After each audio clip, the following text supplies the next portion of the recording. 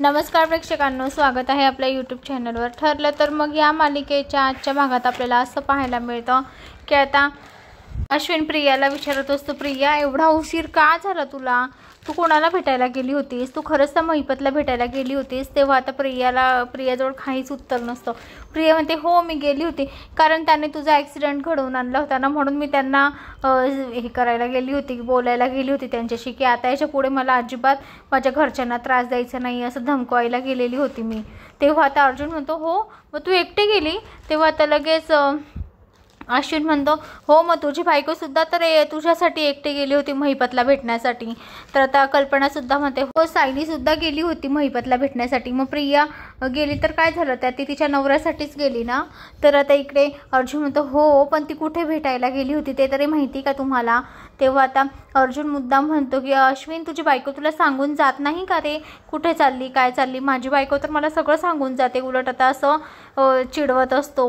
तेव्हा आता खूप सटकलेला असतो आता अश्विन। तर कल्पना म्हणतो, हे बघ अर्जुन, तू कुठे गोष्ट घेऊन जातोय, तू काय बोलतोय, तुला समस्या तरी आहे का?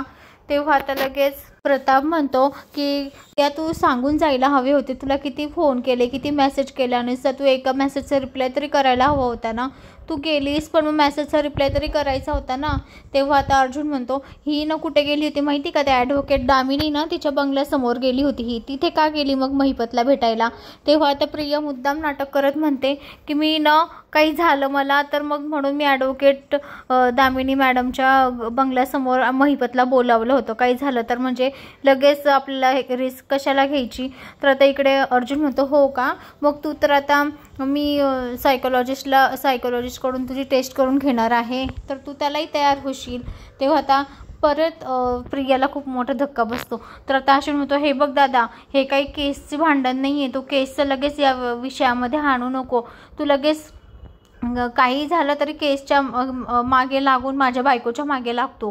बघ माझ्या बायकोला असं बोललेलं मला अजिबात चालणार नाही दादा, आणि ती काही झालं तरी या घरची सून आहे आणि माझी बायको आहे। तर आता पुढील भागात आपल्याला असं पाहायला मिळतं, सायली म्हणते अर्जुनला, सायकोलॉजिस्टकडून आपल्याला उपयोग होईल का, तन्वी खरं बोलेल का? तर आता अर्जुन बोलतो की हो नक्कीच खरं ठरेल ते सगळं। आता लगेच अर्जुन म्हणतो की सांग मला की मधुभाऊंनी कुठून पिस्तूल काढली?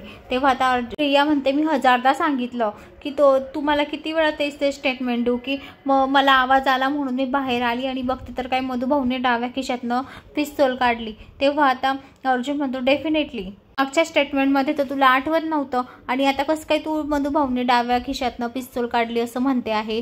तर आता अर्जुनने तिची चोरी पकडलेली असते, तर आता प्रिया खूप मोठ्या जाळ्यात अडकलेली असते। तर आता अर्जुन प्रियाला अजिबात सोडणार नाही त्याच्या जाळ्यातनं।